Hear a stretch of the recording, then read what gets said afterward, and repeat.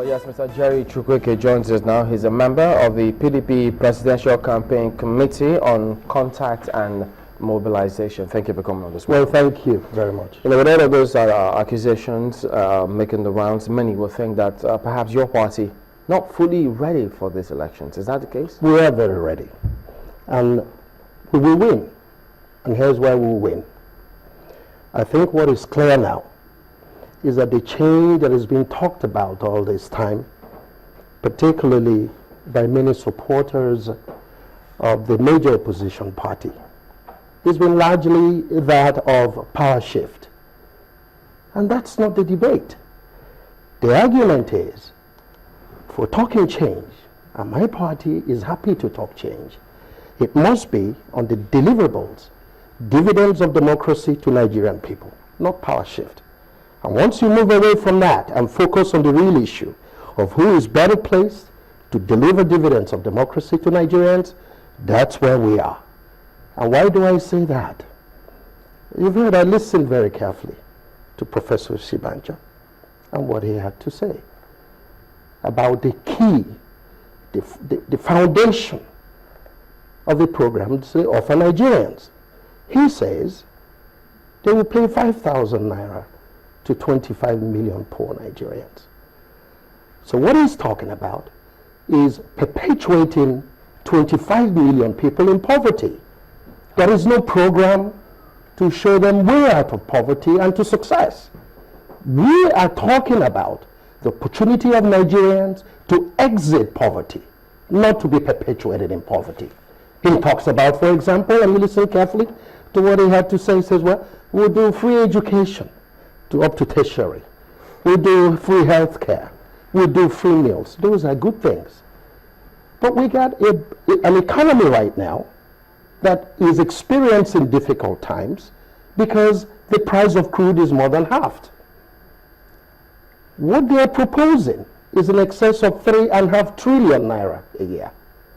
In this current situation, how do you fund it? Well, are we not better off with what President Jonathan is doing today?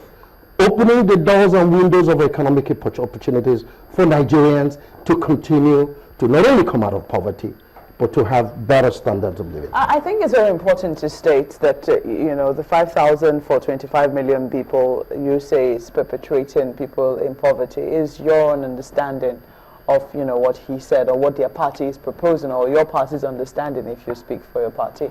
Because some people will say that, and some people are advocating for social safety nets. I think that your party did try to also do that with the Sure P program, knowing that there's still people who remain the poorest of the poor and still need, you would say, some support. Are you also going to be looking in that area? Because if we're not looking at an economy that is, you know, in the throes of some difficulty, they still believe that the people who will feel the pinch the most will be the poorest of the poor. Do you have a plan for them? Well, you made a good point about Sure P and what President Jonathan has done with it. What he did was not to hand people out money for doing nothing other than ensuring that their children are enrolled in school and getting immunization. Sure P provided some allowance for work done.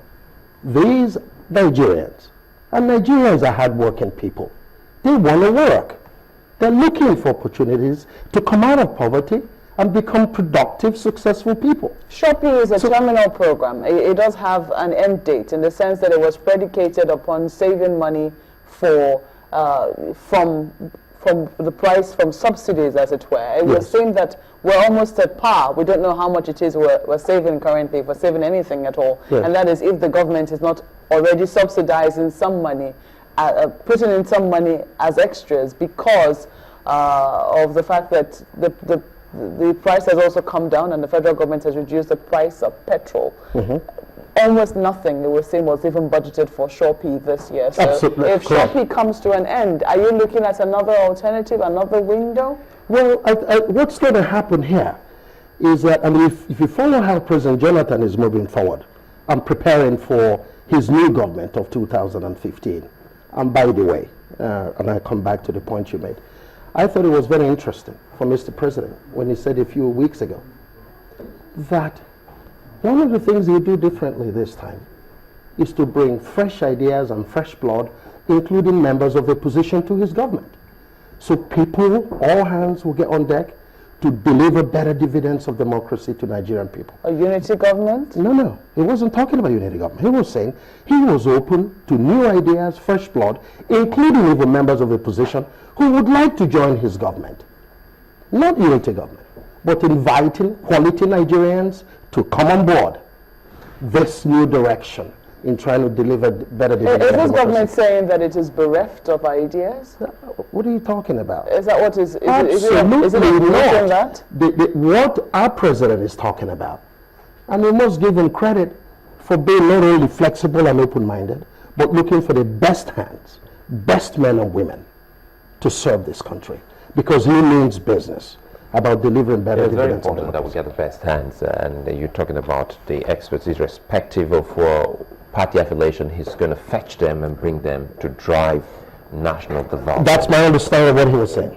Which area do you think, if after the elections and he does win, which area you would want him to really focus on? Because you've gone round and you've heard the people complain, and you just feel that as a member of the PDP, your party hasn't actually given much attention to a particular sector. Well, Mr. President talked about the perception of corruption. And I think it's important that we address that. Because corruption is a challenge for all of us. For the presidency, and this president in particular, it was more of the perception. But let me remind you, and I've said so severally, that corruption is an issue that is not just of the executive. You got the legislature, you got the judiciary, you got the state governments.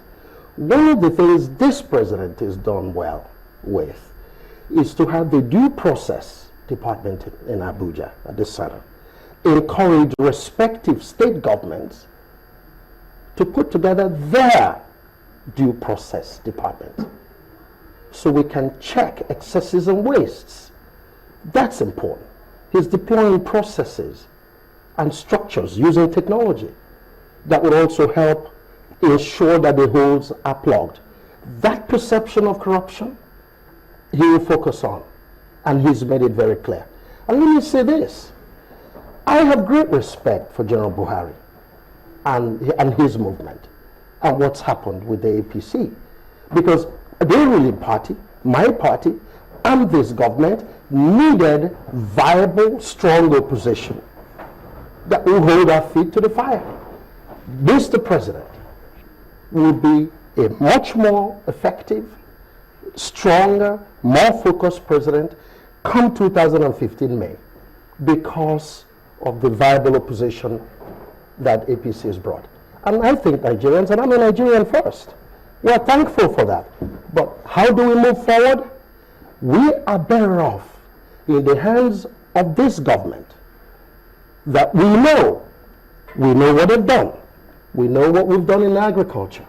We know what we've done in infrastructural development. We know what we've done in railroads, airports. We know the job empowerment, 1.2 million jobs. So there are a whole lot of issues. Let me read this. Oluwaseun says, Shopee program was designed for refinery repairs and development, and not necessarily a originally thought out plan for welfare packages. Well, not necessarily. It was only just a part. A bit of money allocated out of the Shopee funds to support some social network, if you would, safety net. Let me follow up on that particular Yes. question I asked and key that into what Chamberlain Oluwaseun has asked. Because if you say one of the areas you felt that this administration hasn't actually done pretty well because of perception, some would definitely disagree with you and say this is not even about perception, it's what they can see and feel, and it goes beyond perception and reality. The refineries he just talked about. Nigerians would love to see the refineries bounce back, and they're worried that they haven't actually seen any move in that direction, just to fixing one of those 3 major refineries. Don't you think that should have been one of the biggest talking point of this administration? But look at what this administration has done. Mr. President and his policies are investor friendly. Look what Dangote is doing. Only last week, the Dangote Group announced they were going to up the capacity of the refinery they're building to about 650,000 barrels a day. Government is not efficient at running refineries. That's proven. What we need is private sector participation But initially, to put it in the hands of efficient operators. But initially, they said they were going to build refineries before they backtracked and said, well, that's not visible anymore. But does that not tell you something about this president and this government? A man who listens and who can drive policies based on private sector friendly approaches. Proven. I would rather have a Dangote and likes of him running refineries in Nigeria, wouldn't you? Because it'd be in the hands of people who run them efficiently to make a profit. Like you say the NNPC hasn't done well, or if you say you rather see private investors come into the refinery. Yeah. We'll go back many years. President Jonathan has only been in for what? 4 years? Maybe you could say 5 out of the 1 year or so. We'll go back all the years where government ran refineries. Whether it was President Obasanjo or Yar'Adua, you can go back. It's never really provided the circuit Nigerians wanted. What do you say We have to move in the direction more and more private sector, just as we're moving in the direction of independent power plants. I'm coming back to that because if you look at the blueprint and you look at the master plan, it would seem that, well, we had a fantastic master plan for the refineries. We had the marketing arm of the corporation, which is the PPMC, and we had so many other, the regulatory arm, and if they were truly functioning well, which we've seen them do in recent times, don't you think that we should have gone back to fixing the refineries, knowing full well that we had the marketing arm and the regulatory arm, which they're still doing in any case, now that we still import petroleum product? Well, wasn't that the same thing we had with NEPA and Power Holding Company of Nigeria? They had all the arms to provide power to Nigerians. Did they? The answer lies largely in encouraging private sector participation, so efficiency and, quite frankly, the value of pricing will come to play. So when you put these critical sectors of the economy in the hands of more of the private sector, you have a better chance of having a sustainable strategy. The same point you made about NNPC, I would make about the Power Holding Company of Nigeria. And people That's why we're unbundling all of it you're to do more in the direction of private sector.